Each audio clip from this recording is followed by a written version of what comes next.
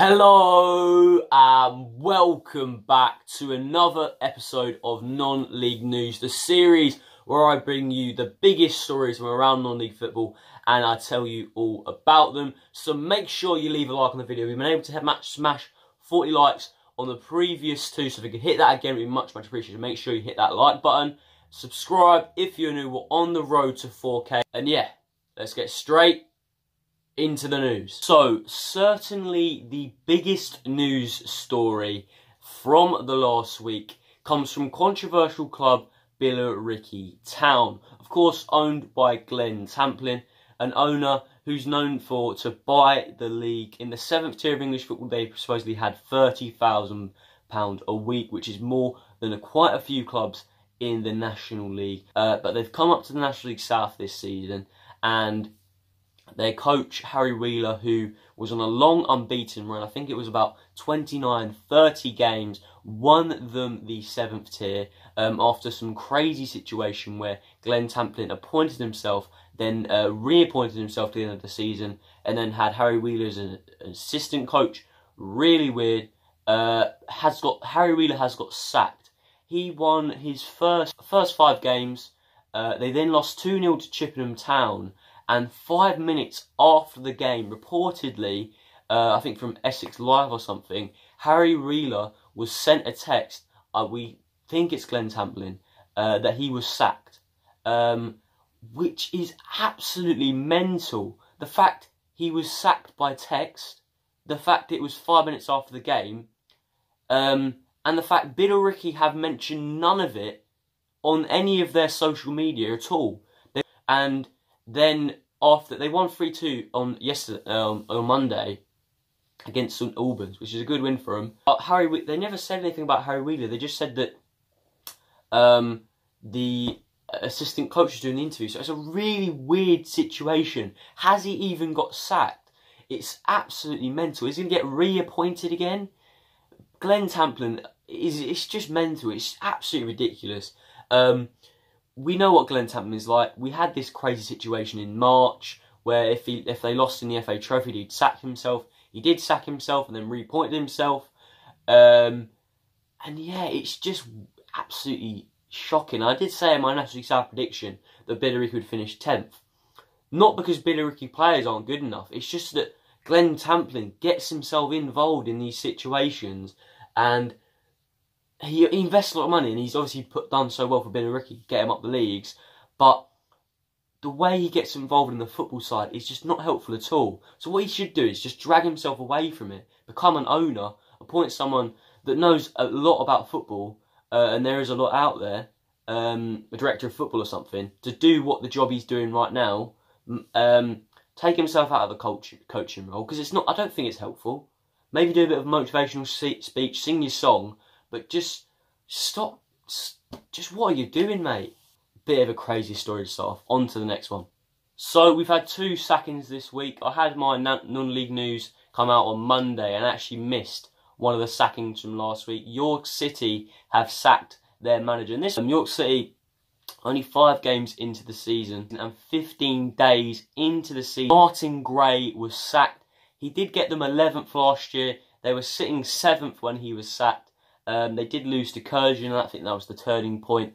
And the owners did say that they do wish Martin Gray the best of luck. But maybe there was something behind the scenes there. You know, always with these sackings, there's maybe something behind the scenes. And they did say they backed him. Maybe there's a bit of a friction between the chairman and him, and just waiting for that moment just to say, all right, we'll get rid of him. And I don't know who's actually taken over that role. I don't think there's been an appointment yet. Let me know if there's anyone in the running. There's been a few I've seen a few foreign managers linked. Youth coach has taken over for the time being, and he's maybe linked for the full-time job. But yeah, a bit of a weird situation. Only 5 games into the season. I think it's a little bit too early to even considering sacking someone. Altrincham Town, a team that were promoted from the Evo Stick Premier Division last season, have come up to the National League North this season, and something I was a bit shocked by, but they're looking into going into full-time football. Considering they only got promoted last year, a little bit weird. They've been doing some research into how it will work for them. And they're another one of these teams that have this goal of getting to the Football League in 5 years. And they do. These goals are so hard to achieve because we know how tough the National League North, the National League South and the National League are. Unless you have huge amount of money invested and some great managers, it's really tough, especially in the National League. We've got teams up there like Sutton, who are so well run. Other clubs, we had Forest Green that had so much investment, but it took them like 4 years to get up. So these goals are so hard to achieve. But yeah, so they're still thinking about what they're going to do over the next, for the rest of the season. That obviously it's very important they do stay in the league. If they don't, then you can't really be going full time in the 7th tier. So yeah, it'll be interesting to see if Altrincham do go full time. Paul Konchesky. We're only 6, 7, 5 games into the season, and we've also had just people just leaving clubs, and that is the craziness of non-league football. Paul Konchesky has already left East Thurrock. He left, I think he got a red card. East Thurrock, who did manage to get their first win of the season, without the help of Paul Konchesky. The former West Ham, Leicester and Liverpool man will not be playing for East Thurrock. He did leave Billericay, so interesting to see, is that it for Paul Konchesky? We'll be seeing him maybe jump down a few steps even more, or is he really that bothered? He's probably already got a lot of money anyways. BT Sport have announced then 4 games to be live on TV, and those are Eastleigh versus Dagenham and Redbridge on Saturday, September the 22nd, and this is going to be an early kickoff at 12:35.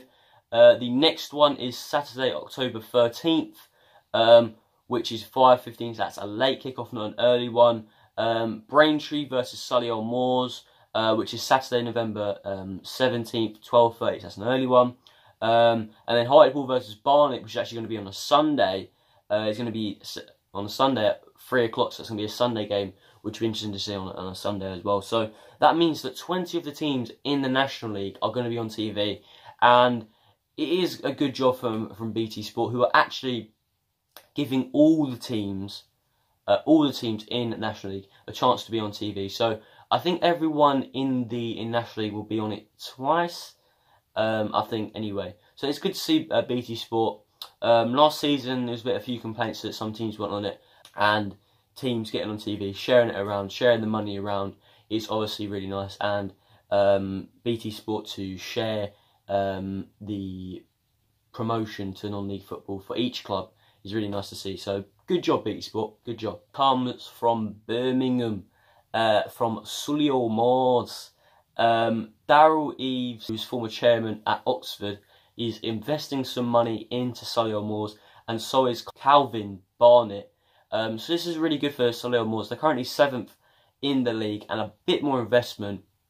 Last couple of seasons, they've just been in relegation scraps. Last season, they just managed to stay up by the skin of their teeth, thanks to the great management of Mark Yates. So yeah, obviously, it is exciting for Solihull Moors. Hopefully, they can continue their good run. I think, if they can continue what they're doing, they're playing really well at the moment. I think Tim Flowers is doing a fantastic job. Maybe they can have a more comfortable mid-table finish for the Moors. Let's update you on all the tables and the big results and the shock results and the game of the game weeks. Let's go. So the shock of the games on Monday for me in the National League was Aldershot 2, Sutton 1. Sutton haven't been playing too great, but Aldershot were really poor on Saturday. They let us have so many chances on Saturday, and Aldershot, to get that, I think their second win of the season, they really did need that. That's a big win for them. The game of the National League on Monday was Bromley 4, Havant 0. Bromley haven't been able to have that great of a start yet, but Havant, they managed to get a really good point against Salford at home, but away from home, struggled against Bromley, and Bromley to get those 4 goals in, obviously buzzing with that. Shock of the weekend in the National League North, I'm going to give it to Chorley, not maybe just because of the result, but the fact that Chorley have won 7 games in a row from the start of the season in the National League North. It's a fantastic start for Chorley. Obviously, Curzon, they're going to be maybe struggling and be in a relegation fight, but surely are doing so well. They've been in and around those playoffs, but it is only September. But hopefully Chorley can keep that run up. Game of the weekend in the National League North was Ashton 2, Darlington 2. Early start, 2 goals up from Ashton. They seem to score a lot of goals, but defensively wise, they concede a lot as well. And obviously promoted from the 7th tier last year, but let 2 goals slip to get Darlington come back in a good game.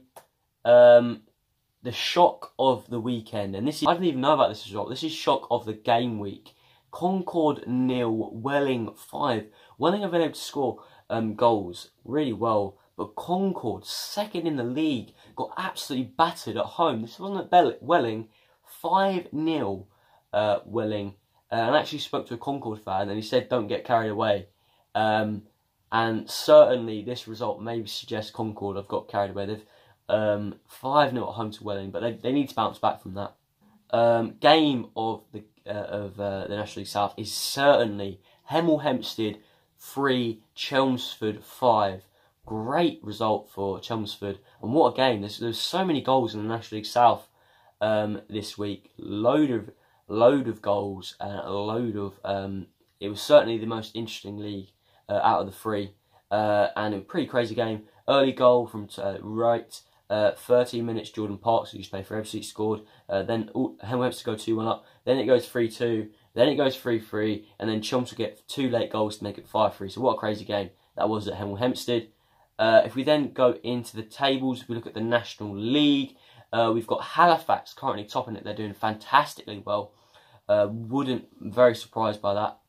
They have had some favourable fixtures. But yeah, Halifax are doing really well to be up there. Wrexham, the curse of being top of the league has hurt them a little bit.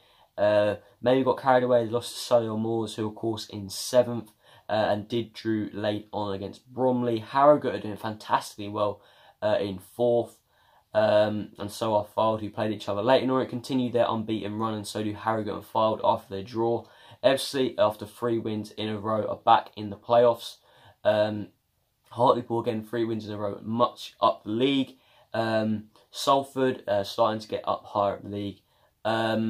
Chesterfield down in 15th, 3 wins in a row at the start of the season, and now that's been completely counteracted by 4 losses in a row.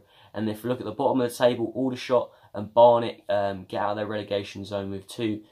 Barnet with 2 wins in a row, and Aldershot with a great win over Sutton. Dagenham and Braintree without a win yet, and they aren't doing too great down there.